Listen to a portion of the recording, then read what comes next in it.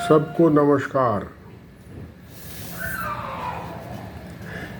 यह वीडियो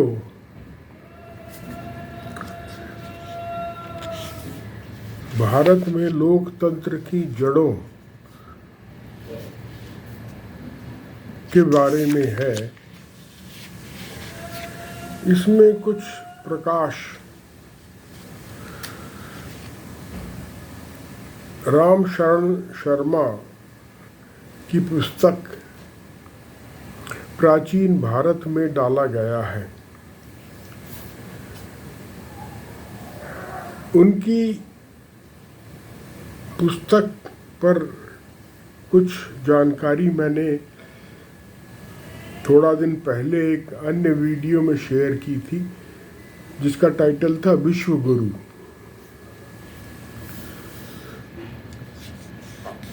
रामशरण शर्मा को आप सब जानते हैं, बड़े प्रसिद्ध व्यक्ति थे। वे दिल्ली विश्वविद्यालय और टोरंटो विश्वविद्यालय में उन्होंने अध्यापन कार्य किया। London school of oriental and African studies के सीनियर फेलो रहे। विश्वविद्यालय अनुदान आयोग के सीनियर फेलो रहे। इंडियन हिस्ट्री कांग्रेस के अध्यक्ष रहे। दिल्ली विश्वविद्यालय में इतिहास विभाग के डीन रहे। भारतीय ऐतिहासिक अनुसंधान परिषद Indian council of historical research के संस्थापक अध्यक्ष भी रामशरण शर्मा रहे। उनकी मृत्यु 2011 में हुई। वे बिहार से थे। अब हम आज के विषय पर आते हैं। ऐसा लगता है कि भारत में जब शासन व्यवस्था उभर रही थी, उसका स्वरूप बन रहा था, तब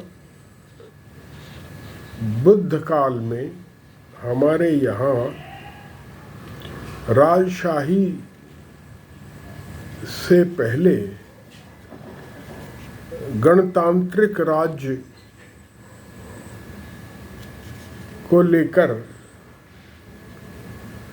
समाज में प्रयोग हो रहे थे। उन्हें प्रयोग कहना ही उचित है, क्योंकि वे फिर स्थायी नहीं रहे और राजशाही में समा गए। ये गणतंत्र गोत्र या वंश के चारों ओर संगठित थे। हमारा पुराना समाज भी परिवार, गोत्र या वंश के चारों ओर ही संगठित था वैदिक काल से। ये इन्हीं से आगे चलकर कबीले बने, ऐसा लगता है, और उन्हीं कबीलों से यह गणतांत्रिक प्रणाली जन्मी। यह गणतांत्रिक प्रणाली सिंधु घाटी, पूर्वी उत्तर प्रदेश और बिहार के तराई क्षेत्र में पाई जाती थी। और गणराज्य वैदिक कबीलों के अवशेष हो सकते हैं, ऐसा रामशरण शर्मा अपनी पुस्तक प्राचीन भारत में लिखते हैं। मैं वह पैरा आपको पढ़कर सुना देता हूँ ताकि बात और स्पष्ट हो जाए। शासन की गणतांत्रिक प्रणाली या तो सिंधु घाटी में थी या पूर्वी उत्तर प्रदेश और बिहार में हिमालय की तराई में। सिंधु घाटी में पाए गए गणराज्य वैदिक कबीलों के अवशेष हो सकते हैं। यद्यपि यह भी संभव है कि कुछ गणराज्यों ने राजशाही को अपना लिया हो। कुछ उदाहरणों से लगता है उत्तर प्रदेश और बिहार में लोग कबीलाई समानता के पुराने आदर्शों से प्रेरित थे, जिसमें किसी एक राजा को ज़्यादा महत्व नहीं दिया जाता था। इसका अर्थ है कि कबीलाई समाज राजशाही के समाज से ज़्यादा समतामूलक था। पाणिनि और पाली ग्रंथों में भी गणतांत्रिक शासन प्रणाली का जिक्र है। मैं पढ़ता हूँ, गैर राजशाही वाले गणतंत्र के राज्यों की बात पाणिनि और पाली ग्रंथ दोनों करते हैं। पाणिनि के अनुसार जनपद या क्षेत्रीय राज्य आमतौर पर एक राजा के नेतृत्व में होता था। वे 19 ऐसे जनपदों का उल्लेख करते हैं जो एक राजा वाले थे। साथ ही वे ऐसे संघ या बहुशासक जनपदों के बारे में बात करते हैं जो गणराज्य थे। जनपद में शासन प्रणाली का मिला जुला रूप था।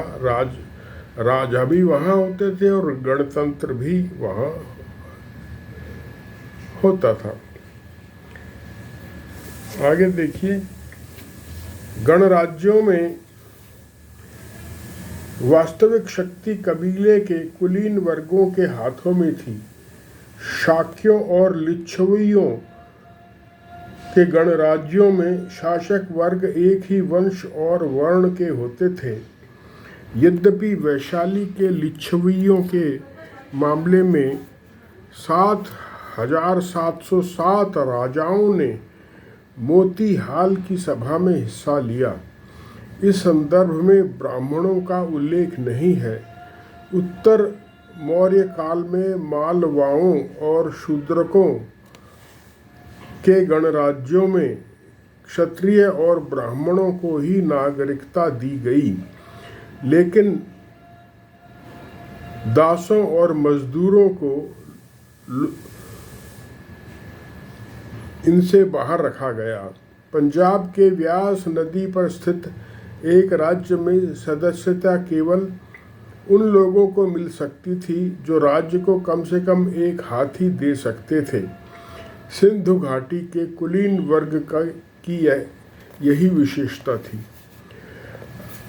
अब ये देखिए, पुराने काल में आज की सारी प्रैक्टिसेस की जड़ें मिलती हैं। सुना है कि अमेरिका, इंग्लैंड में पैसे वाले लोगों को नागरिकता दे दी जाती है। ऐसा ही सिंध में हमारे यहाँ प्रचलित था, ऐसा राम शरण शर्मा कह रहे हैं।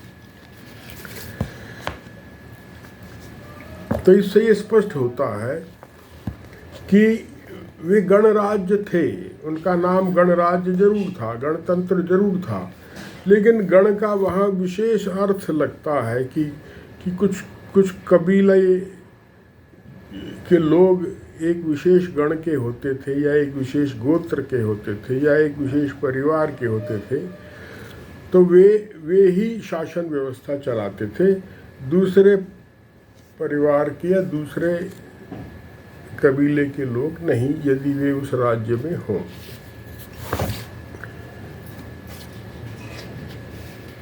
यह शासन व्यवस्था सरल थी और बहुस्तरीय भी थी। देखिए, शाक्यों और लिच्छवियों की प्रशासनिक प्रणाली सरल थी। इसमें राजा, उपराजा, सेनापति और भंडागरिक, कोषाध्यक्ष जिसे कहते हैं, शामिल थे।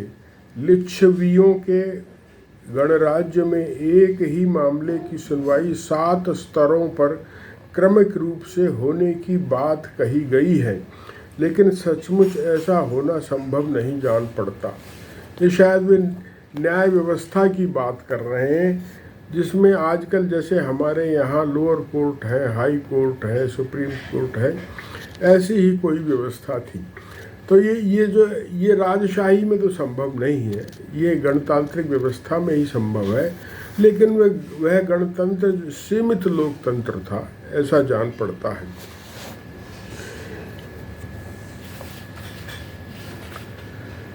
ये समय जो है ये बुद्ध का है। दिलचस्प बात ये है कि ये जो गणतंत्र जो आकार ले रहे थे, ये बुद्ध के काल में ले रहे थे भारत में पहली बार। देखिए, बुद्ध काल में कुछ ऐसे राज्य थे जहाँ वंशानुगत राजाओं के शासन की प्रथा नहीं थी, बल्कि लोग जनसभाओं के प्रति उत्तरदायी होते थे। इस प्रकार पुराने गणराज्यों में रहने वाले लोग राजनीतिक सत्ता की साझेदारी में समान भले न रहे हों, किंतु भारत में गणतांत्रिक परंपरा बुद्ध काल के समय से ही मिलती है।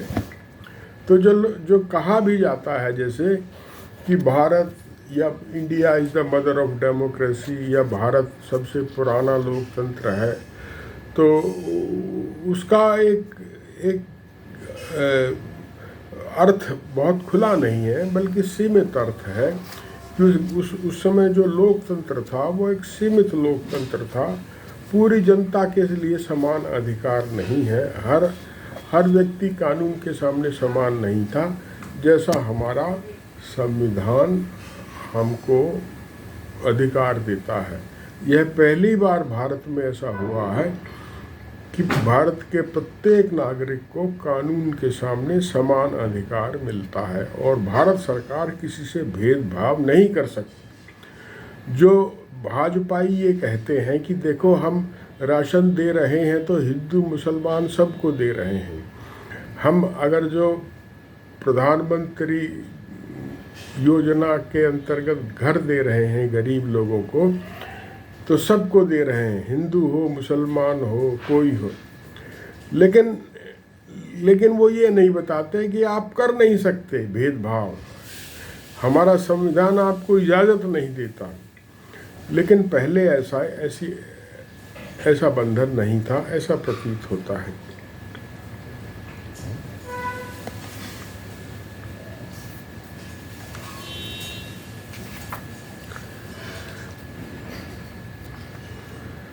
राजशाही से ये फिर किस तरह अलग था और किस तरह अलग था?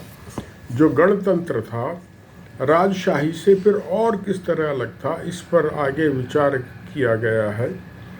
गणराज्य राजशाही से कई मायनों में अलग थे। राजशाही में किसानों से राजस्व पाने का अधिकार सिर्फ राजा को था, लेकिन गणराज्यों में यह अधिकार गण या गोत्र के मुखिया को था। अब यहाँ गण या गोत्र शब्द इस्तेमाल किया गया है, तो गण में और गोत्र में एक समानता है।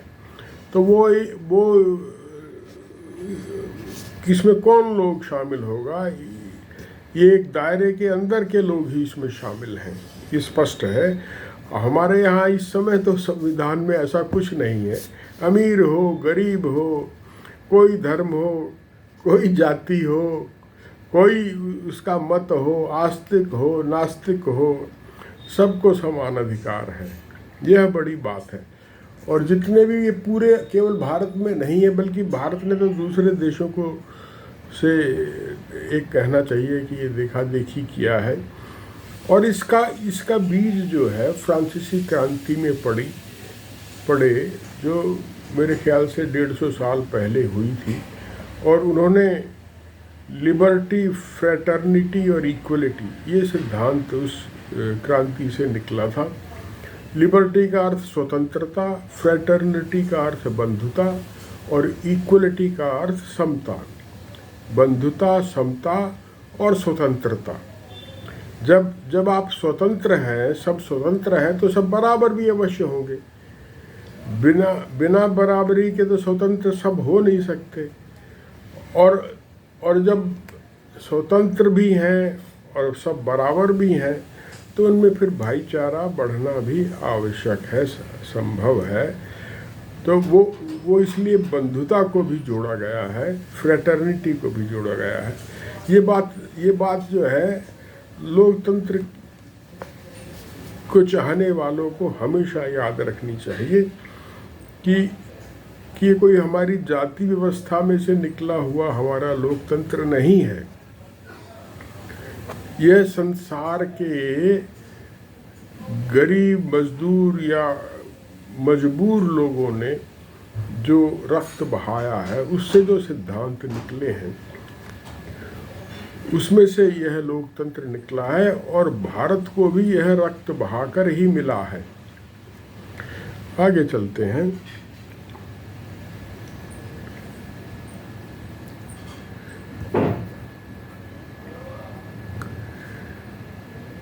गणराज्य राजशाही से कई मायनों में अलग थे। राजशाही में किसानों से राजस्व पाने का अधिकार सिर्फ राजा को था, लेकिन गणराज्यों में यह अधिकार गण या गोत्र के मुखिया को था, जो राजन के रूप में जाना जाता था। अपने भंडारण और प्रशासन तंत्र को बनाए रखने की व्यवस्था 7,707 लिच्छवी राजनों में से प्रत्येक के पास थी। इतना ही नहीं, हर राजशाही के पास अपनी स्थायी सेना थी, और किसी भी व्यक्ति या व्यक्तियों के समूहों को शस्त्र रखने की अनुमति नहीं थी। कबायली कुलीन तंत्र में प्रत्येक राजा को अपने सेनापति के अधीन छोटी सेना रखने की स्वतंत्रता थी, ताकि वे एक दूसरे का मुकाबला कर सकें। राजशाही में ब्राह्मणों का बहुत प्रभाव था, लेकिन प्राचीन गणराज्यों में उनका कोई स्थान नहीं था। इसलिए उन्होंने अपनी कानून की किताबों में इन राज्यों का उल्लेख बहुत कम किया और इस तरह के राज्यों को मान्यता नहीं दी। अंततः राजशाही और गणतंत्र के बीच मुख्य अंतर यही था, जो एक व्यक्ति शासन और समूह शासन में होता है।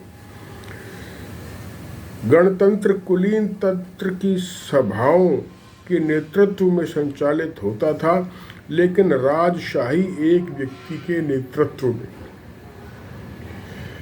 देखिए राजशाही में क्या क्या होता है कि मैंने कहीं अभी पीछे पढ़ा था, एक इतिहास की किताब में या कोई काव्य का संदर्भ था ऐतिहासिक प्राचीन, कि एक राजा ने बहुत शराब पी ली और शराब पी के अपने मंत्रियों को कहा कि इस नगर को, फलाने नगर को जला दो।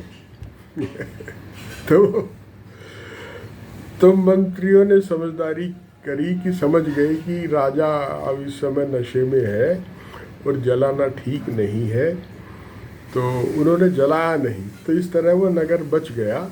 लेकिन राजा इस तरह की मनमानी किया करते थे, यह प्रकट है। और हमारे यहाँ जिसे सहिष्णुता कहा जाता है, वह तत्व ऐसा लगता है हमेशा से मौजूद रहा, और जातिवाद उस सहिष्णुता का विरोधी है। आप समझ रहे हैं ना, जातिवाद उस सहिष्णुता का विरोधी है। सहिष्णुता जातिवाद में नहीं है, वहाँ तो बहुत बंधन है। आगे बढ़ते हैं।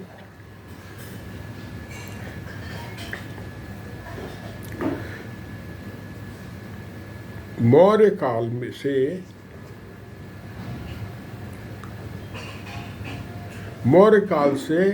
गणतांत्रिक परंपरा कमजोर हो गई। देखिए ये गणतांत्रिक व्यवस्था में समाज कैसा था और फिर आगे राजशाही में कैसा हुआ, ये रूपांतरण या कायांतरण बहुत दिलचस्प है, बहुत दिलचस्प है। आप आगे देखिए कि किस प्रकार समाज में झगड़े बढ़े और कैसे वह पुराना समाज खुश था, और उस समाज में कोई विवाह का जो संस्था थी वह भी कोई बहुत सुदृढ़ नहीं थी। लोगों ने अपनी पत्नियों के साथ घर बसाने शुरू किए और संपत्ति अर्जित करनी शुरू की, तो झगड़े हुए।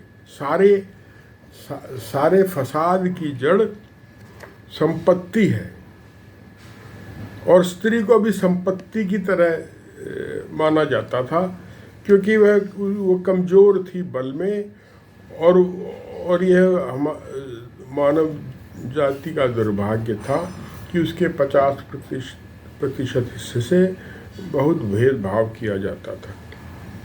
तो और यह भेदभाव तब बढ़ा जब संपत्ति की धारणा आई और स्त्री को संपत्ति की तरह ट्रीट किया जाने लगा। जैसे महाभारत में युधिष्ठिर ने द्रौपदी को संपत्ति की तरह जुए में दांव पर लगा दिया था और उसे हार गए थे। तो यह बहुत भेदभाव संपत्ति के साथ समाज में पैदा हुआ है। इसलिए मार्क्स ने जो, और ये सारे समाजों में था, सभी देशों में था, इसलिए मार्क्स ने इससे आगे बढ़कर एक साम्यवाद की धारणा समाज को दी, जिसमें निजी संपत्ति का अधिकार किसी को नहीं है। आगे चलते हैं। मौर्य काल से गणतांत्रिक परंपरा कमजोर हो गई। पूर्व मौर्य काल में भी राजशाही कहीं अधिक मजबूत और प्रचलित थी। प्राचीन विचारकों और चिंतकों ने राजशाही को शासन का सबसे अहम और महत्वपूर्ण स्वरूप माना। उनके लिए राज्य, शासन और राजा का अर्थ एक ही था। चूंकि बुद्ध काल में राज्य अच्छी तरह से स्थापित हो चुका था, इसलिए विचारकों ने इसके उदय पर अनुमान लगाने लगे। पाली के सबसे पुराने बौद्ध ग्रंथ में से एक दिग्घ निकाय से पता चलता है कि प्राचीनतम स्थिति में लोग खुश रहते थे। देखिए, दिग्घ निकाय में जो एक प्राचीनतम पाली ग्रंथ है बौद्ध धर्म का, उसमें कहा गया है कि प्राचीनतम स्थिति में लोग खुश रहते थे। आज इतनी संपत्ति के बावजूद भी लोग खुश नहीं हैं, तरह तरह से परेशान हैं। कहीं इनकम टैक्स भरिए, कहीं पैन कार्ड बनवाइए, कहीं बैंक खाता खुलवाइए। आदमी ने हजार अपने लिए मुसीबतें खड़ी कर दी है, और वो व्यक्ति ना रह के एक कार्डों का, आइडेंटिटी कार्डों का संग्रह बन गया है। दफ्तर में जाओ तो एक कार्ड दिखाओ, वोट डालने जाओ दूसरा कार्ड दिखाओ, इनकम टैक्स भरो तीसरा कार्ड दिखाओ, कोई सीनियर सिटीजन का कार्ड लिए फिरता है। कुछ लोगों को तरह तरह से बांध दिया गया है, और आधार कार्ड तो सर्वोपरि हो गया है। तो ये सब झंझट आदमी ने निजी संपत्ति के साथ पैदा किए। हमें यह बात ध्यान में रखनी चाहिए, चाहे हम अपने जीवन में निजी संपत्ति से कभी और इन कार्डों से छुटकारा ना पा सकें। आगे देखिए, धीरे धीरे पुरानी स्थिति में लोग खुश रहते थे। धीरे धीरे उन्होंने निजी संपत्ति अर्जित करनी शुरू की और अपनी पत्नियों के साथ घर बसाना शुरू किया। इससे संपत्ति और महिलाओं के लिए झगड़ा शुरू हो गया। इस तरह के झगड़े को खत्म करने के लिए उन्होंने एक ऐसे प्रमुख का चुनाव किया जो कानून और व्यवस्था बनाए रखे और लोगों की रक्षा करे। इसके बदले में लोगों ने उस प्रमुख को धान उत्पादन का एक हिस्सा देने का वादा किया। यह प्रमुख राजा कहलाया और इस तरह से शासन या राज्य की उत्पत्ति हुई। देखिए, बहुत दिलचस्प है, स्पष्ट हो गई हैं बातें। धन्यवाद।